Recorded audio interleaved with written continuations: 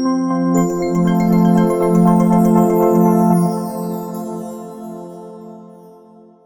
everyone, this is Zach Parry. Thanks for coming back to my channel. A little bit different format today. I'm going to be interviewing the cover designer on my new book, Unshackled. And his name is Jacob Parry. He happens to be my brother, but that's not why I used his design. In fact, I want to talk to him a little bit about the process for the design because he wasn't the original designer. So Jacob, thanks for joining us. Thanks for being willing to do this at the drop of a hat. Yeah. So you are in digital marketing. I am. I run all the digital marketing for a company called Vivint Solar. So we're in the residential solar space. And you're not a designer by trade. I am not a designer. Is that a hobby you have on the side? Kind of. I mean, I feel like I sometimes have a creative outlet in drawing and painting and stuff, usually not in digital design, but I know Photoshop well enough to dink around in there and put some stuff together. I do see a painting on your wall of a desert landscape. Is that your painting? That is mine, yeah. So that's one of four. You can all get a little glance of that. So the landscape stuff is actually atypical. I usually like urban landscapes of little houses and stuff. Townhomes. You like lighthouses too, I know. I love lighthouses. I love painting lighthouses, yeah. So, all right. It's kind of interesting because I didn't expect a design to come from you, and you aren't a designer. You do interact with design people though, right? There are design teams who work with you. Yeah, so as a part of my job, I manage the website. So any new landing page, or I also manage all our social networks. So any creative designs or assets that are needed, I work through our internal design team. Yep. So you have an eye for design. Oh yeah, I have two eyes for design. Nice. So what is it you're looking for? What am I looking for and what? Yeah, when you get a design back, I mean, what are you critiquing? Is it the spatial elements, the use of color? I mean, what are you looking for? I'm actually pretty easy. So when I'm doing it for a landing page, for example, it's got to be it's just got to fit in with the content itself. But we also do a lot of what's called A/B testing, and so we'll take multiple designs and test them against each other to determine which one generates the most leads. So the design I'm looking for is the one that changes behavior in a way that increases the amount of leads that we get on a website. Okay, well that's just as important for a book cover, I would think. Yeah. So I mean, when you first showed me some of the original designs, that's where my mind was is someone going to pick this up off a shelf? And the answer was no. No one's going to pick up this book off a shelf with the original designs that you showed me. Well, let's talk about some of that, because there were kind of three stages of the design. The very first one, when I first thought I'm going to publish myself, I'm not going to deal with a publisher, I'm just going to get this done. I put a design, I created a design for the book, and that was the one we were going to go with. Now, when I ended up hiring a publisher and a design team, they said, no, we can do better. So just for fun, I'll show the viewers the original design I came up with, which is far different than what the designers came up with. And I don't know if you even remember seeing that, or you had any critiques of that at all, because it wasn't really until I got the designer's version back that they gave me like 8 different versions. And so I put it to the family, to, you and the rest of the family on our family feed, to say, hey, which one do you like best? So let's start there. I mean, I'll pop up, there'll be a pop-up for the viewer of the original. We're not going to talk a lot about that. So the original one, like you said, I don't remember seeing this, and you just sent it to me a few minutes ago. I don't remember seeing this, which is surprising to me, specifically since I used a lot of the same elements in my own design, which when I sent it to you now, I'm feeling like maybe you felt like I ripped it off, but I do not remember seeing this design when you first sent it out to the family. Okay. All right, so let's look at the one that the designers put together, it's not one, there's eight different versions, I think, that are all, similar but a little bit different. So looking at those designs, what is it, and I guess let's give a little context, because I uploaded this series of designs to the family feed and was like, hey, which one do you like best? Was, I think, how I phrased the question, not what do you guys think?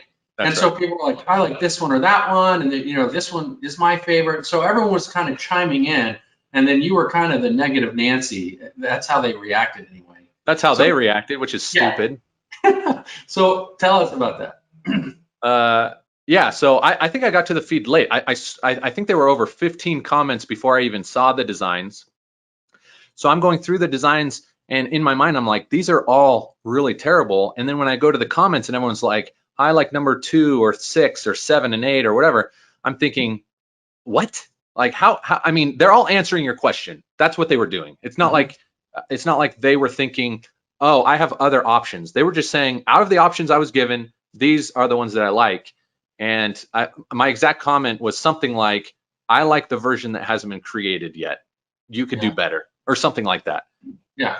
So looking at these designs, what, I mean, you say they're terrible. Why? I mean, why?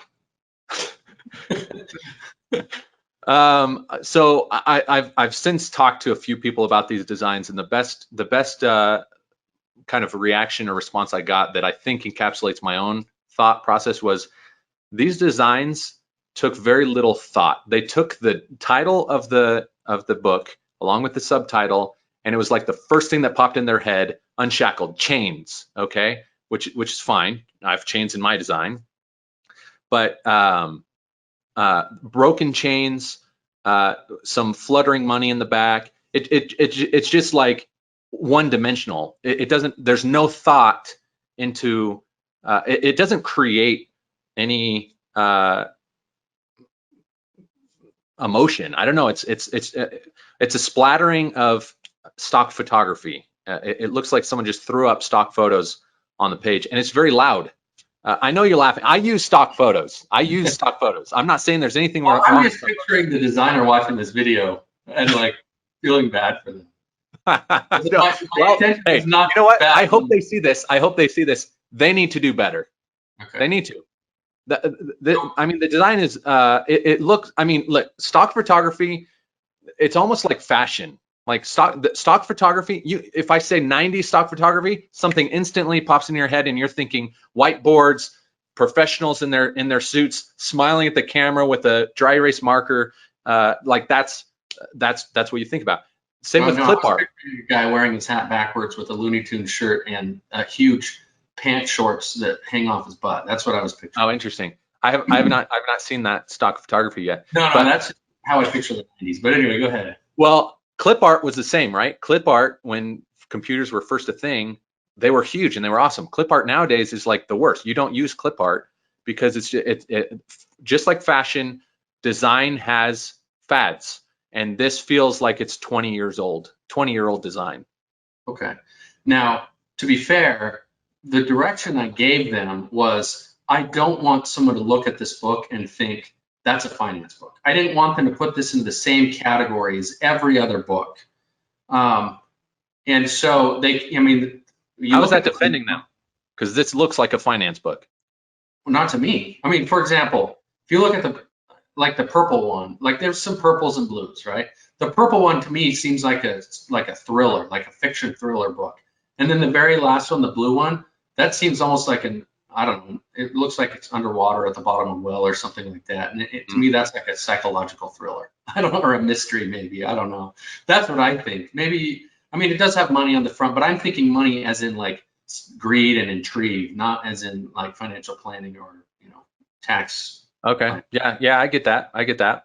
But then again, I did give them some other covers because they asked me, when you look at a cover, what do you like, or what are some kind of feelings you want to emulate? I gave them some covers that had a white background and a simple image, and then a bold title. So anyway, I did like and we ended up going with their typography, right? I mean, in fact, let's pull open the final design, which is pretty. I mean, it's a little bit different than one you gave me, but it's pretty dang close. It's 90% the same. We'll talk about some of the differences, but we used the title, the subtitle, the same, right? The same typography, the author, etc. So I liked their typography. It was just the their choice of image and color that we went away from. So tell me, when you saw this, before we pop up and show them, well, they know what the cover looks like. I'm sure it's all over the website, so it's not like we're spoiling anything. But walk us through your thought process when you were kind of brainstorming with yourself and doing what do they call those, like a mind, I don't know, where you're coming up with ideas, whatever that's called, brainstorm. What were you thinking, or what direction you want to go? Because I remember you were saying, I've got something, but you didn't want to give anything away. You're like, you didn't want to give me any hints. You even called to ask me a few questions, but you didn't want to tell me what you were working on until I saw it. So what was your thought process? I don't remember why I was so secretive about it. I think that's just how I am with everything. But I remember just thinking it's too loud. The covers that you sent over were it was just loud, and I really like the minimalistic view. In fact, I mentioned this to you earlier, that Malcolm Gladwell's book covers were kind of the inspiration for this. In fact, his David and Goliath book cover has very similar elements, with it being kind of a three-dimensional. The tear on the front is the actual paper of the cover, revealing what's on the other side. So my main goal was, I want this to look like a book that is already, and like it has to look like an international bestseller already. And Malcolm Gladwell, every one of his books was a number one New York Times bestseller. And so I was like, let's go after that. We should emulate it off of something that someone sees it and they're like, I have not read it. This already looks like it could be a number one, but New York best time. So that's the first thing. The second thing was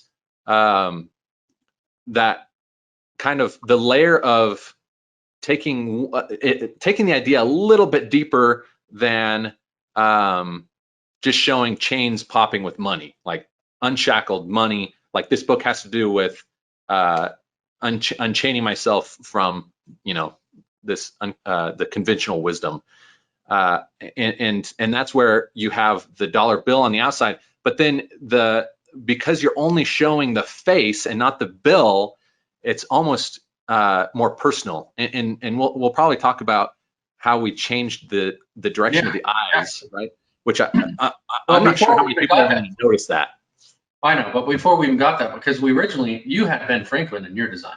I did have Ben Franklin, and to be honest, I still might prefer the Ben Franklin, but I know why we changed the direction. Going from $100 bill to a $5 bill feels like, I mean, this is a book about building wealth, right? And we're showing a $5 bill instead of what typically is used to denote wealth is the $100 bill.